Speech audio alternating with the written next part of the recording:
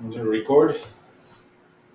All right, so we're live. So hello everybody, welcome to the September ONOS TST meeting. I thought that today would be a good day with the start of the epoch release to start thinking about how to go about the code-based disaggregation, which is in plan for this release. Clearly not in its totality, only kind of just to start the process. And so I jotted down some of my thoughts, and a few other people collaborated on this as well. So thank you about how to go about this. So first, let's kind of answer some of the whys. Why are we doing this? And why do we even think about doing this? I mean, we've actually considered this for quite some time, but never really prioritized the activity. I think what kind of finally pushed it over the threshold was um, some conversations and notes from some of the technical leadership in Comcast and from AT&T, who kind of alluded to the fact that they would like to have ONOS Lite. And I think by ONOS Lite they mean additional things as well. But I think having the ability to build smaller sections or subsections of the ONOS overall ONOS code base is certainly part of the picture. So that kind of pushed it over the threshold. And one of the cited reasons was to kind of simplify the job for developers working on ONOS. Why should the developers have to trip over, let's say, for example, BGP or PSEP code when they don't have to deal with it at all, right? And so this was one of the motivations, was to kind of shrink the amount of code that a particular developer has to be dealing with. Now, of course, the people who need to work with BGP code or PSEP code, they still can do that. But the idea is to move some of the more peripheral code out into its own repos. And furthermore, I think by disaggregating the ONOS project as it exists today will also help to erase some of the distinction between how the internal, what we would consider internal apps like Trellis or other, or SDNIP, how are they treated versus external projects are treated, which will inherently be in their own repos. And also, the idea was to make sure that we can have separate releases for different projects and also potentially for different parts of the ONOS code base, which appears to be evolving in its own timeline. And so those are some of the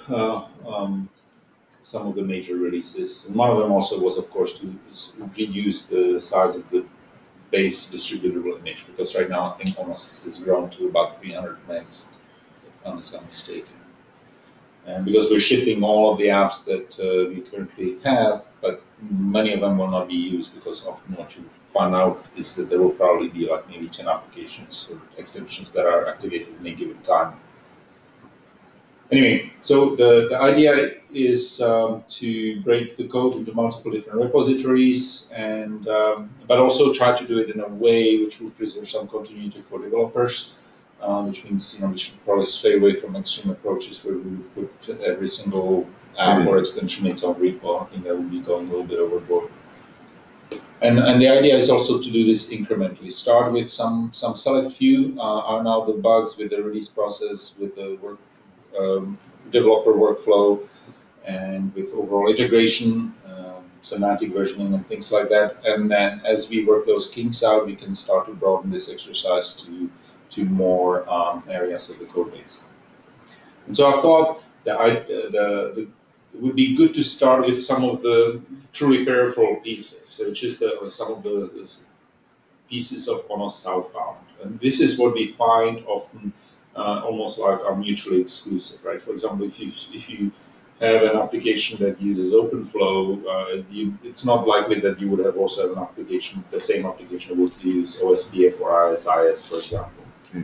And so the thought was to take some of the peripheral protocols, the classic protocols like BGP, ISIS, OSPF, and so forth, and move them on into their own repo, along with the providers that are based on these protocols. Now, of course, we still have to come up with a good name for this repository. There's a discussion in the comment section of this document. And there's some really good suggestions. I really like Utah's latest to make sure that we play southbound first. And then if we have multiple different repos with a similar name, uh, then they can be grouped together. We can certainly talk about how how to name it, but let's wait at least at the end of at the end of my talk here, introduction. I also thought that there's a block of various applications used purely for testing or for performance evaluations, and I thought it would be good to carve those off. Also, the Yang models, they rarely change, and why should we pay the overhead of checking those out, building those all the time? Most of the developers can just use the pre-built artifacts, and so have Yang models for their own, with their own repository. The idea is to move all of them there. And then another kind of a cohesive block of applications is the OpenStack suite. This is actually applications that are actively used by SK Telecom and others, but they're kind of nice cohesive block, I think of about 5 or 6 different extensions, and so as such, I thought they would be a good candidate to take, put in their own repository as basically a set of OpenStack integrations for ONOS. And I thought we could stop there, at least for right now, be kind of a small, modest, so we would basically be moving now from one repo to 5 different repositories. The core repo, the OpenStack repo, the test apps repo, and the southbound repo. I guess 4 different repositories. Oh yeah, the reason that I'm talking about 5, there's also the build artifacts. Oh yeah, right? The Because stuff, yeah. Because we would still want to build these things, and they still need to fall in under our release process. So I would like these to continue to be built with Bazel and be released, at least for now, as one until we work out the separate release bits. Meaning that, for example, when we release 1.15, we will release all of these different modules in those different repos under 1.15. So we'll all move together. Does this mean that in this initial step, then, while we're breaking some of the code into its own repositories from our release, it's not actually reducing the deployment size or anything? Okay, not necessarily. So I think what I would like to do that has to do with packaging the distributable itself. I think we can still distribute it in pieces. My thought was that it would fall under the release process, which means we would version it, we would release it and test it all under the same release cycle. However, how it gets distributed may be different, because I would like to reduce the size. And one idea I thought was that we would upload, because a lot of these things that we're carving, all of these things that we're carving off are essentially OR files. Effectively, they result into OR files. And we publish OR files today to Maven Central. We already do this. Mm-hmm. So that's how they would be distributed. Now, from the viewpoint of ONOS, let's say you Comcast, right, and you deploy ONOS using the DCOG version. When you bring up the UI and open up the applications, you would still see all of the apps, even though the apps may not be there physically in terms of the bits are not in your deployment. They were not part of your image, but the record of these apps existing, they're kind of basically part of the overall recognized official catalog that we have today. That would not change. The only thing that would change is before you could install some of these applications, you would have to download them. And so basically our application lifecycle would be extended by one additional optional step, which would be application download. So this will reduce... That download would be done from within the ONOS CLI, or is that an external? It could be a step external to ONOS. My thought would be that this would be done from ONOS CLI or ONOS UI or REST API, as everything else is done today for application lifecycle, except there would be a new operation for the download, and the download. because I mean, we do support essentially upload of applications today for third-party application, right? That you build yourself. You can upload those. The idea was be to add essentially a download base for applications, so that they could download it from the Maven Central or from some alternative repo to facilitate installation from behind, on deployments without direct line of sight to internet.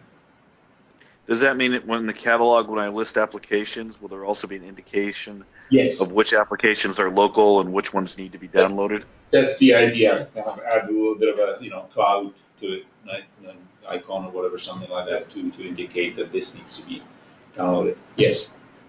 Okay, thank you. It's not. It shouldn't be a difficult thing, and it should minimize kind of the difference from the deployer's viewpoint of what's available. But at the same time, it will reduce the size of the ONOS distributable, and really would move the only place where you need to be concerned with seeing those applications to the application list or screen. Now, when I'm running in the cluster and I download this application, does that mean each node in the cluster is also going to download it from the remote location? Or is there going to be a protocol that says one can download it from the remote location and then it'll be downloaded peer-to-peer to the other nodes? It would be, so just like today, we actually with the installation step is for the most part, we use the install today as an upload. Right, when you do install of an application through REST API, you actually do a post of the application bit to the node that you're talking to, only that node, and then the service will distribute the bits in peer-to-peer fashion. And so the download would effectively, this would basically be adding download semantics to the installation step. Yep. Okay. Thanks. Yeah, basically what it would mean is that you would see, because today you do not see applications that are not installed. What I'm talking about effectively is adding a sort of separate catalog so that you can see applications that are not yet installed, but that could be installed. That's basically, otherwise everything else would remain the same.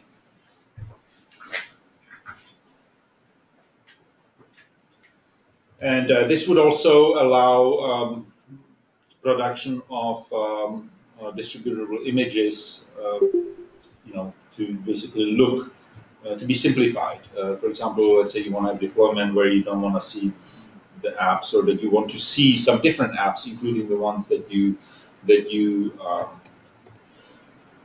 built yourself, and you can kind of build different images.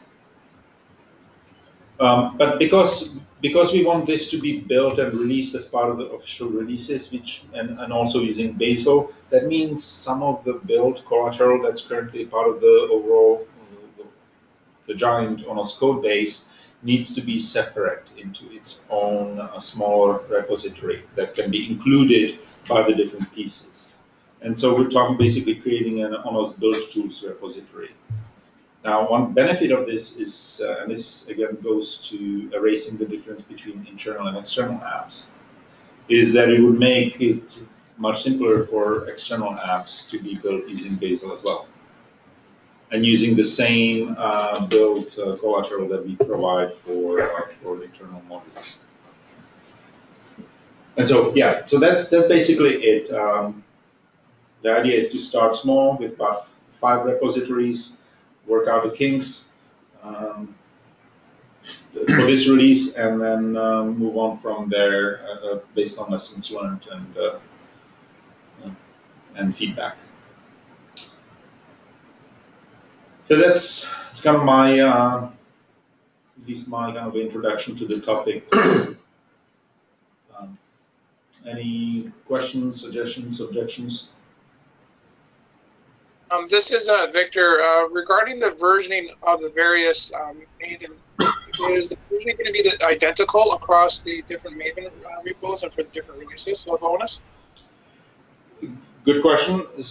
At first, for the first release, for this release, I would like to keep it the same just to minimize things.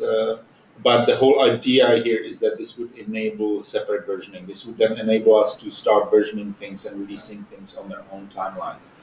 An example here, for some of the distributed protocols like BGP, PSEP, they haven't changed probably like in 3 or 4 releases. There's no need to version these things, reversion them, right? On the other hand, we have probably these applications like segment routing, which has significantly evolved, for example, even within the scope of a 1.12 release, or since the 1.12 release, between 1.12 and 1.13 release. Something could probably be considered like 3 different versions between those 2 releases. And so they can release much more often. And so that's the idea, is to allow the different pieces to be revved at the rate which is more appropriate towards the speed of the development. I hope that answered your question. No, it does. It just raises some other issues in terms of when one is deploying a application, he has to be aware of what versions of the dependencies that he needs to be concerned with if they, in terms of deployment, in terms of testing and things like that. So yeah, for sure. And as a matter of fact, I think if you check the Jira ticket backlog, one of the features requested and will definitely be prerequisite for this semantic versioning is to add a version, minimum required version or version range to the application dependency specification. Because today apps can specify what other apps they need, but there is nowhere in there to specify what version range those required applications have to be. And also it requires that we start to adhere to the semantic versioning behaviors. Because today we just, we've evolved pretty much all of the APIs since version 1.0 significantly over the last 4 years. But, we're still on version 1 dot something. So I think we'll have to spill over the 1 version barrier, or anchor the 1 version and then move on to the 2 at some point, and then march along the major version as well as needed. okay, thank you. With regard to the southbound, naming the southbound repo, I think that's the only one that we had some kind of a, not contention is not the right word, but some questions there. I think I like Juta's suggestion by naming it with ONOS southbound. And I like Andreas' suggestion to call it external, because that kind of is a fairly neutral term in the sense that it doesn't label it legacy like what I wanted to do first. And kind of is more, anyway, so I like ONOS southbound external. And so I guess as a very close second, I like ONOS southbound contrib, which was, I think, David's suggestion as well. What does external mean?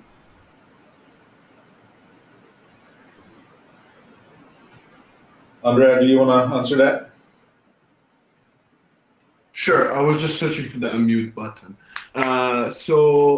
My take is this: external is not like that has to be pulled in, as per the discussion before with the apps. I believe the same would apply to these protocols. If you actually would need it, it would be pulled in, as we do today for the apps. And basically, protocols could be considered apps with the bundle of protocols providers and everything like that, as a let's say BGP bundle with the BGP provider and the BGP protocol.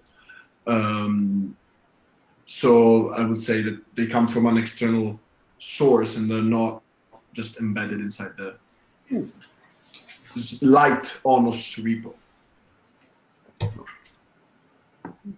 Yeah, I guess the connotation. Your library is good enough too. I like ONOS southbound library too. Yeah, I mean, I guess the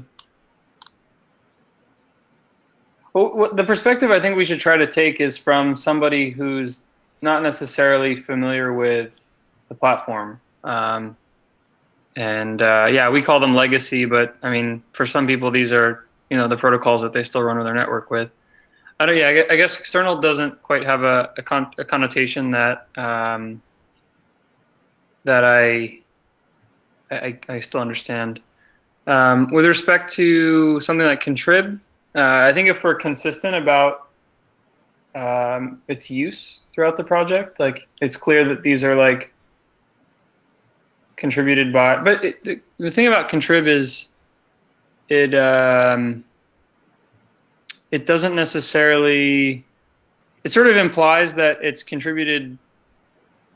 I don't know, actually. I don't really know if So I would consider just ONOS southbound, but I was trying to avoid the giving impression that this is all of southbound, because we have currently no plans to, for example, move OpenFlow or GNMI or other things, the P4 stuff into it, at least not for the time being. And so I was trying to give it some differentiation. But I mean, we could always just go with ONOS southbound, because to me, I guess on a southbound library, it's on a southbound, that's the same thing, because both of them kind of give you a notion that that all of ONOS southbound is there, right? Which was something I was trying to avoid, but it is a nice short name, and we can maybe explain the fact that not all of ONOS southbound is here. So this is, to me, this is kind of the extras, the legacy, the classical protocols. But yeah, all of these things have kind of different, potentially not desirable connotations. So I don't know. Yeah, I guess the something like library or ONOS southbound extensions. Let's go with ONOS southbound extensions. Yeah. Sort of implies that like there's something in core, but there's also this like repository of other southbound. I see. The other thing we may want to consider is like, do you move like each vendor's drivers to a separate repo? And you go like ONOS drivers, Broadcom, ONOS drivers, Cavium, ONOS drivers. My thought is, no, I was hoping not to have a separate repo for each of those. I mean, we could, but there's a lot of them, so I was hoping not to have to juggle too many repos. I mean, we could do that, but well, the thing is, drivers aren't yet included here, and that's another area that is potentially going to get really big. How would things work if vendors or anybody else decided to have their own repo outside of ON.Lab or outside of ONOS repo, but wanted their name listed in the catalog? So the idea would be that the catalog would be basically under open source, would be under version control.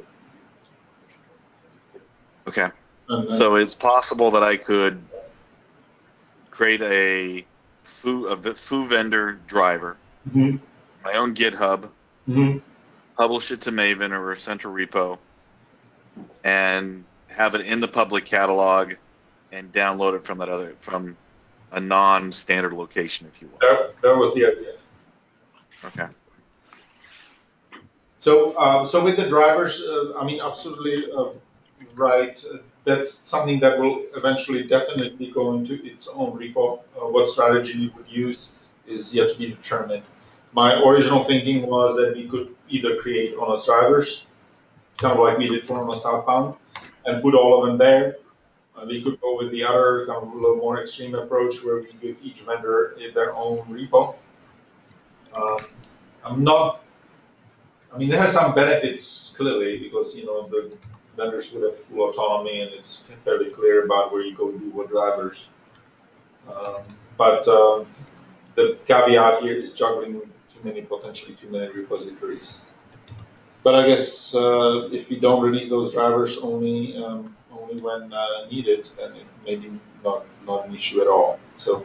Well, it also puts the whole life cycle of those drivers in the hands of the vendors, or not in the hands of ONOS, right? It puts us outside your scope, so it simplifies ONOS's scope in terms of that. You have to deal with versioning and compatibility issues for testing. Yeah. True. So one question that I had, and this was related to the apps section. What would it? How will we deal with the ONOS app samples repo that we have, is that something that we want to pull in this effort? Is that something that we are going to just leave it out as is? It's just that is a question that raised my mind. Yeah, so that would require a little bit of work because today the ONOS samples is a conglomeration of apps which are in various stages of decay, I should say. So we would have to, it would require investment of some energy to bring these up to date with the reasonably recent versions of ONOS. But otherwise, There need to be a policy that says, yeah, if someone's not going to support these decaying applications, that they're going to be deprecated and yeah, like for buried. example, the one, there's the calendar bandwidth calendar ring application, which is based on the optical use case from like 2015 and has not been touched since then. And it's still people ask about it. I don't think any of it really works because ONOS has moved, and even the optical use case has moved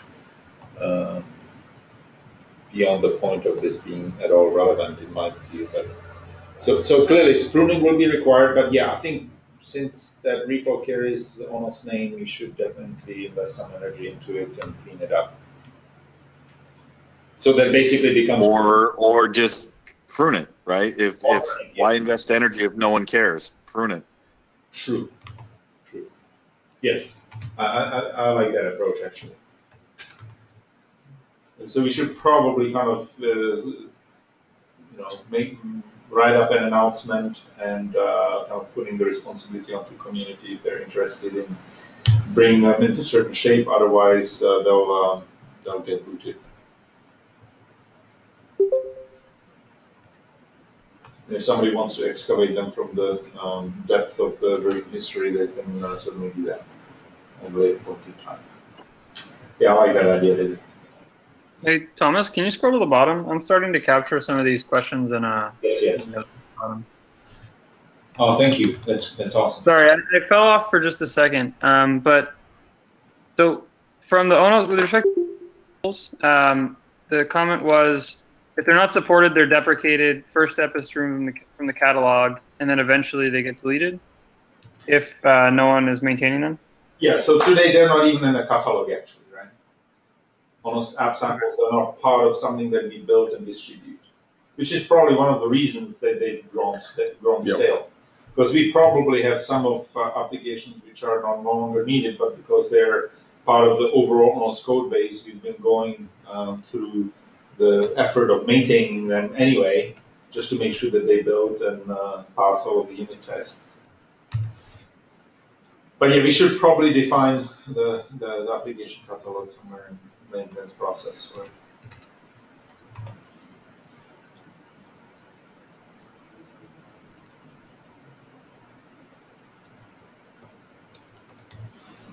With respect to that, how is testing going to work? Do changes that are in apps in the catalog but not in the core repo fail to build? What's the chicken and the egg problem? How is the chicken and the egg problem solved? Do apps, is there an assumption that apps are going to potentially not work against master if there's API changes? Yes. How do multiple changes to multiple repos that are involving API changes get staged? Yeah, so those are the quirks that we need to work out, which is one of the reasons I didn't want to go too broad with a number of different repos. Yeah, I think we have to have apps somehow say what versions they support, right? Or yeah, and so if the catalog's got to take version into account. So if I'm building the catalog and I'm version 1.14 and the app only supports up to 1.13, then that app isn't listed in the catalog. Yes. Well, so that's fine for release versions, but what about active development? What about master branch across all repos? Yes. Yeah, then I think at some point things will break and not work. Because, I mean, the one thing you could do is you could enforce that from an API perspective. We actually observe a deprecation policy. And if we actually said that the API syntax and semantics have to be deprecated over a 2-release cycle period, then you could actually gate failures in app repos that are part of the catalog to actually fail the main build. Yeah, and we more or less do this, right? We're at least during reviews. Now we don't have any mechanical mechanism to guard against this. So the one thing I'm concerned about is if we don't do this, then all of these other repos that aren't the core repo will become graveyards like app samples. Yes, absolutely. And it's possible that as part of the build process, maybe this is what you're talking about, Brian. You know, the build process now looks at the catalog and downloads all those repos, builds them, and tries to run them. I don't know, has unit tests, but you know, if that download and build fails because the repo went away or it no longer compiles, then it gets removed from the catalog, you know, logged and removed until such a time that the owner of that repo fixes it and it clean builds. I like the idea of pushing this problem to the person who's trying to submit code. Yes. Because the person who's trying to submit code has the most incentive and theoretically the most awareness of how their change is impacting other apps. So for example, if you decide that I don't like the way this API looks from a semantic perspective, I want to change the arguments. If you're willing to go and make this change in every single other project repo, then your deprecation cycle could be as short as like a day. If you don't care to do it across all repos, then don't delete the old API, because you have to give maintainers, you know, some reasonable amount of time to try to make changes that'll conform to changes in semantics or changes in syntax in upstream projects. Yeah, so I think we've talked about, when we talked about semantic versioning, right, we've talked about having some sort of a mechanical way during the build process to check backwards compatibility.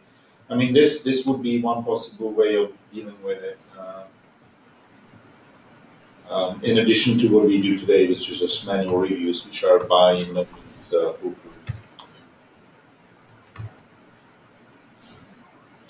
No, I agree. So, yeah. But I would say that we don't want to get in the business of building the other apps. I think we want to get in the business of igniting them potentially, just at least running some basic smoke tests on them.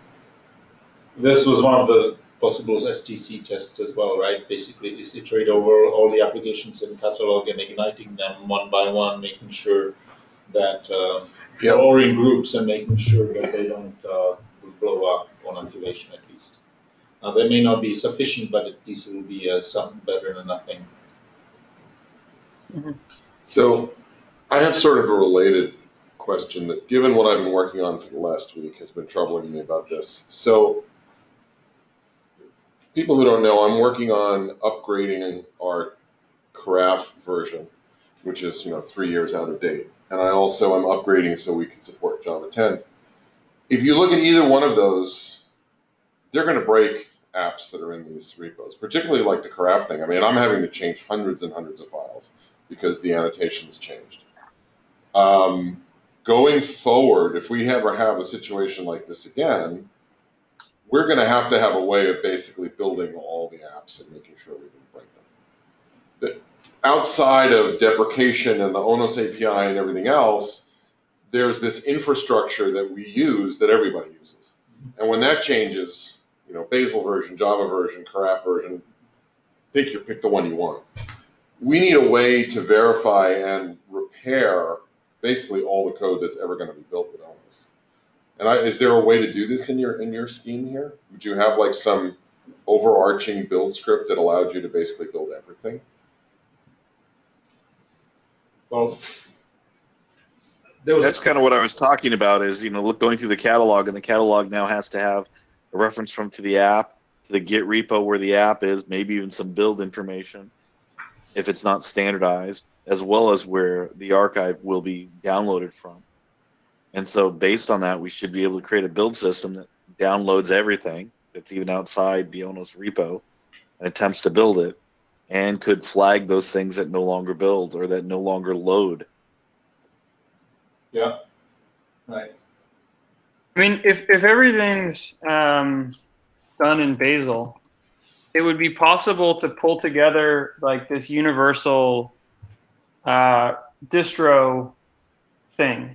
I mean, the catalog here ultimately forms a distro in the same way like Ubuntu or Red Hat or Fedora is a distro, right? There's some stuff that's shipped as part of the binary, like usually the kernel and a bunch of apps, and then there's other stuff you can get via Yum or apt-get or whatever. And when you're building a distro, from a building perspective, you want to be able to build all the artifacts that are going to be made into your distro, so you can certify the whole distro. Yeah. So if you download like the vanilla source repo, you get a workspace that will just build the stuff that you care about. But if we're doing all this via Bazel, it's fairly easy to link in remote workspaces. And then as long as you know the targets in that workspace that are the apps that you care about, it should be possible for us to build it all for apps that want to use Bazel as a build system. Right. For apps that don't want to use Bazel as a build system, I don't know, maybe you could put in some semantics that there's a top-level script or something that defines how to make your whole project. Right. Yeah, what I don't want to fall into is kind of what Cord did with Git repo situation, right? Because I thought the repo tool, I found it, I don't know, caused more problems than it solves, actually. Which is specifically why I didn't name the Git repo tool as one of the pieces in here. I don't have any objections to it myself, but I don't want to, by definition, lock us into it. I thought, and this was what I meant by saying that it will still fall underneath that all of these repos that we're going to disaggregate into still need to fall under the build and release process. Is that inherently there will have to be some overarching piece that will allow us to build this as a distribution from the different pieces. But it will also require us to do today. We built ONOS is both a platform as well as the containment, kind of the final package, the assembly of everything else, because it's all in one repo. Right. But we have to divorce the two concepts. We have to build ONOS as a platform so that can be built, so that other pieces can be then built based on that before we assemble the whole thing into this distro. So, so the two pieces of building the overall distributable package have to be divorced from being able to build the base platform. Yeah. Again, I agree with that. My only concern is when you try to use tools to make multiple repos seem like one coherent source repo, it runs into issues. So I don't think we want to mask that. And I'm not suggesting you're saying that. I'm just reiterating it. No, I completely agree, because I've heard testimonials from elsewhere that the use of the Git repo tool is not without its issues.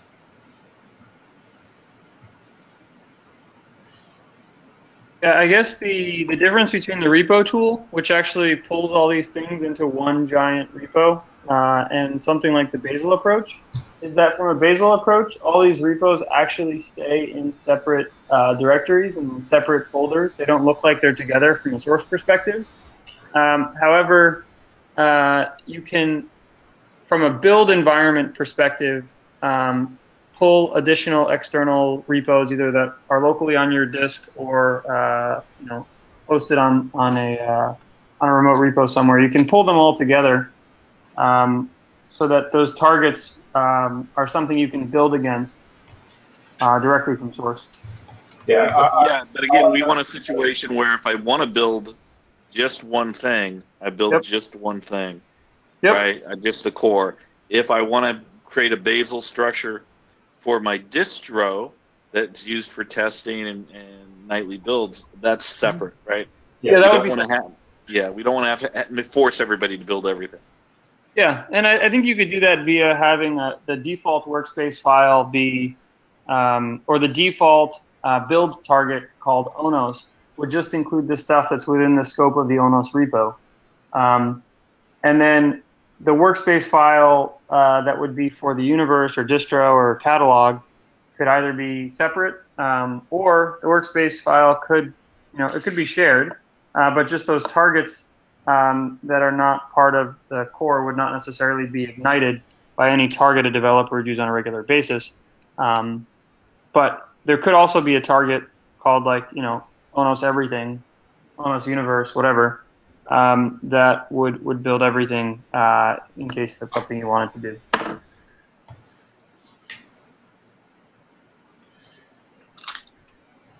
Yep. And yeah, it's something CI would do, but it may also be something a developer is going to do if they're making these massive changes. Yeah. Say you want to bump the version of Guava, right? Right. You may want to build and test everything we have to see if that change is going to be compatible before you let the CI system do it. That makes perfect sense. And we also probably want to not try to do multiple version upgrades of things like Carafe at the same time, right? Right.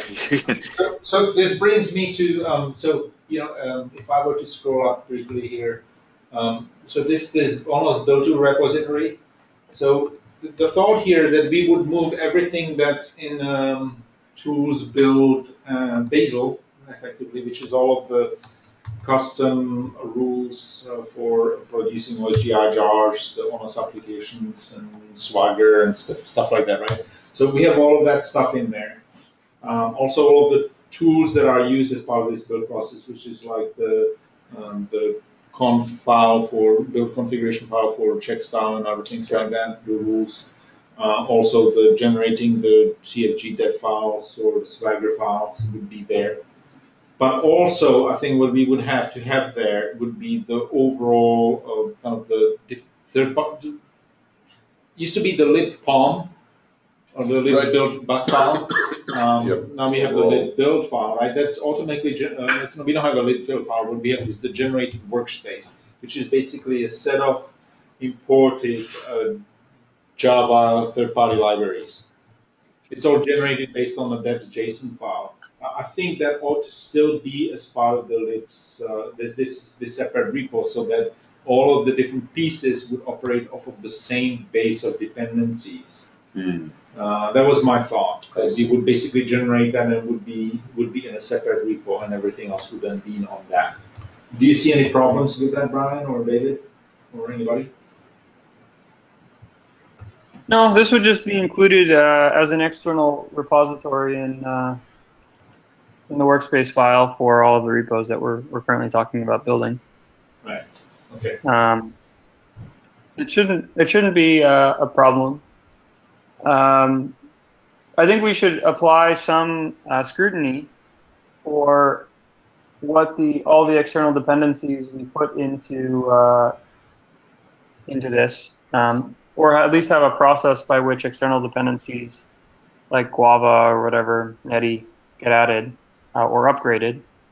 But yeah, correct. Because I think a lot of there may be some third-party dependencies which are included here only for the benefit of some of the, let's say, BGP or whatever other protocols, which we could move to be with those extensions themselves and not be burdening the whole platform. Yeah. I think in general, if it's used by just a single repo, it probably should just be maintained by that single repo. But periodically, we could do analysis and see if there's multiple versions of the same artifact or multiple of the same artifact being used across multiple projects, and at that point, try to see if there's an opportunity to promote. Yep.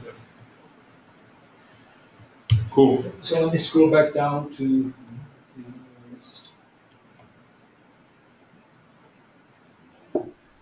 So my thinking was that, what I proposed was kind of doing the 5 different repos for this release, but I was actually thinking at least not starting on this until the work is done on Carafe upgrade. Yeah, I think that's... Because that's 2 big changes colliding on top of each other. I would prefer not to complicate Ray's life. I'm actually But what we could potentially do would be take the protocols, because none of the protocols should have any of the They're all OSGI dependencies. services. They're just libraries, right? Oh, they're all protocols. I thought they were. Oh, they're OR files. Might. I don't know. Some of those have service tags in them too. Yeah, do they? Okay. Well, so anyway, so it's basically start with the southbound. Yeah. Or start only with the southbound, and probably with the inherently we'll have to do the minute we split anything off, we'll have to do the build the tools as well. But start there, at least within the release, within a couple of iterations. Work out kinks there before splitting up the test apps and before splitting up the models. Basically, attack the southbound first, because that's something that's the most peripheral, with the least impact to anybody else, and do. It's a good place to at least give us an idea of what we're up against. Yes, exactly. Yeah. So that was kind of what I was thinking. Yeah. No, we don't want to support Maven. Or Buck. Do we want to support Maven for externally built apps that are not part of the catalog? Yeah, I mean, so yes. What that means is, if you scroll down just a little bit more, it means supporting the config def generator, the OR generator. I kind of like what you suggested though earlier, Brian, for those things that aren't part of the core Git repo. Mm-hmm. If there's some sort of, hey, we're going to run this script, .build or whatever it is, right? Mm-hmm. And you can do your magic in there. Mm-hmm. So that if they want to use Maven, great, they can use Maven. If they want to use something else, they can use something else. That's a good question. I think we can continue to support the plugins that we have. I mean, we have an ONOS Maven plugin which supports the 3 different modules for OR file assembly, for Swagger generation, and for CFG dev files. I think we can continue to do that. I mean, it's a maintenance overhead, but not very high. And I think to give applications the ability to do that, small apps, why not? And we can reevaluate that decision down the road. Which means that the plugins should probably move with into the ONOS Build tools. Yeah, that's what I was thinking. Okay, so it sounds like for apps in the catalog, Bazel is the winner. Yes. If you're non-Bazel, you need to provide some kind of build script. We can come up with a common name for that script, and at that point, you could use whatever you want. But we're going to discourage this, and we'll continue to support Maven for now, for the purposes of people that want to build external apps. Yep.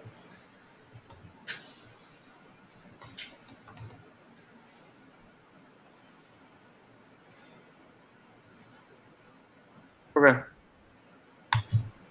So I'm just going to throw this out there. I have a feeling I know what the answer is, but I feel like I must ask anyway. Do we want to consider bumping the major rev version of ONOS when we do this? Excellent question.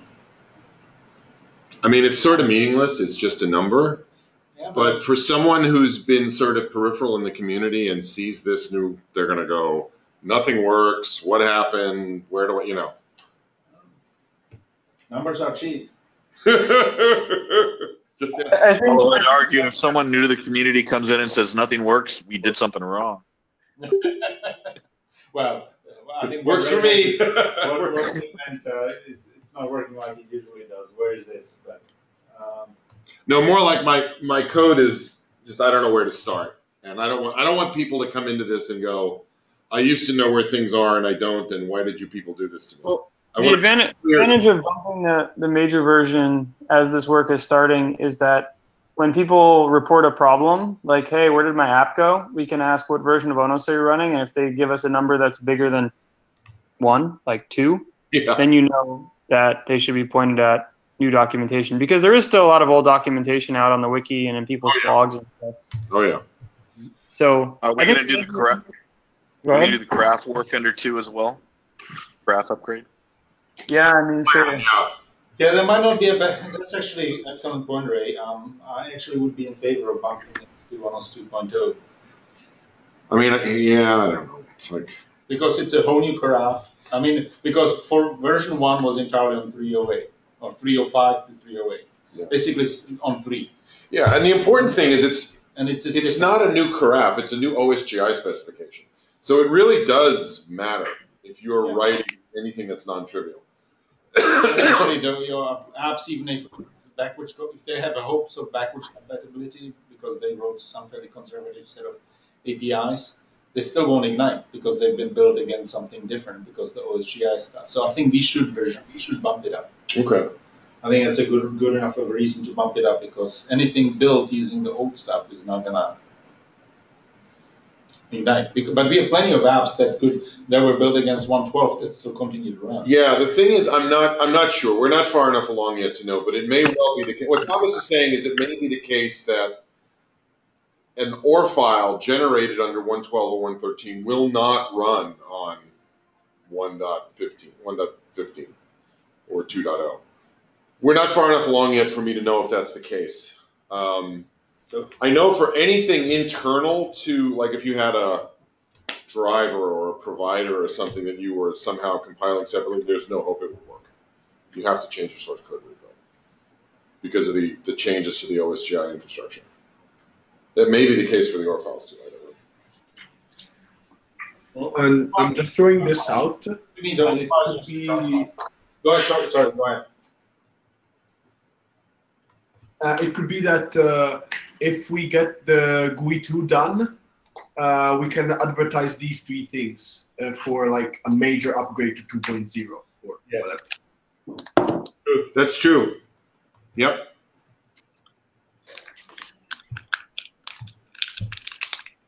Yeah, so we should definitely. Another point. I think the other, sorry, I think the one thing I put in red here is that there are still people that are, building demos and doing work and, supporting existing deployments and stuff. I think we should like earmark the end of the 1.1 era with a branch like ONOS 1x, from which future changes could be pulled to other support branches before the craft changes go in, and then bump the major version in master. We could do that. It would be kind of off cycle, but it's cheap. And I agree that That's a good point. Yeah. The demos that I know about are using 114 dot whatever it's going to become. So I think they're okay. Well, so like for example, the demos that are happening in Europe are like on post to master. Because there have been changes that they've needed that are post 114. Right, but they're in the 114 branches. But the work isn't happening in the 114 branch, right? It is, as I know. What? Carmelo's work, as far as I know, is happening in 114. In that branch? Yes. Because he didn't want to be.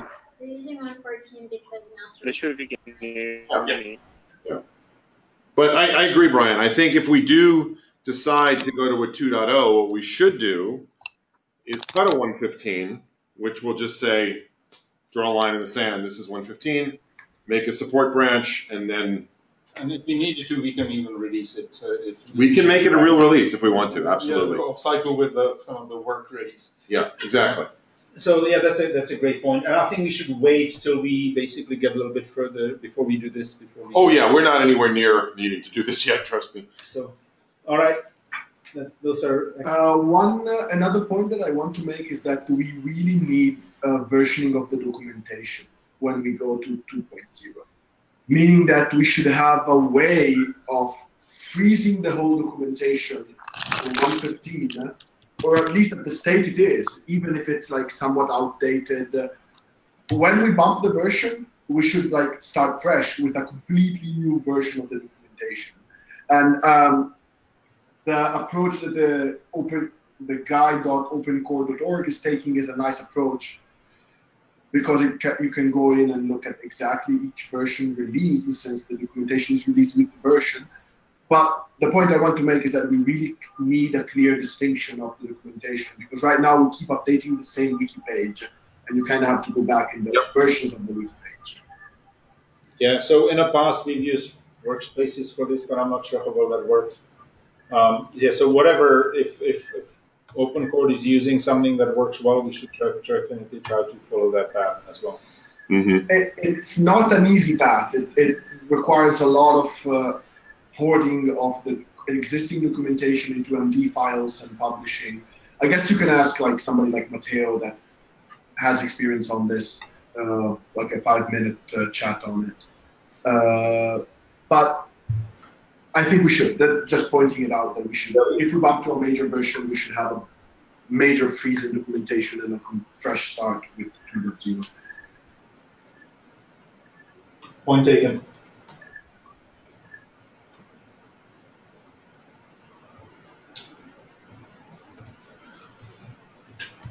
All right, so we're nearing the top of the hour. We have about 1 minute left right now, I think.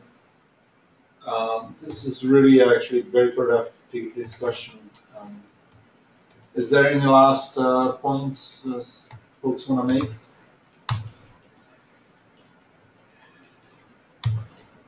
If not, then let's count the tentative. I'm going to publicize this document on a distribution list again, on a mail distribution.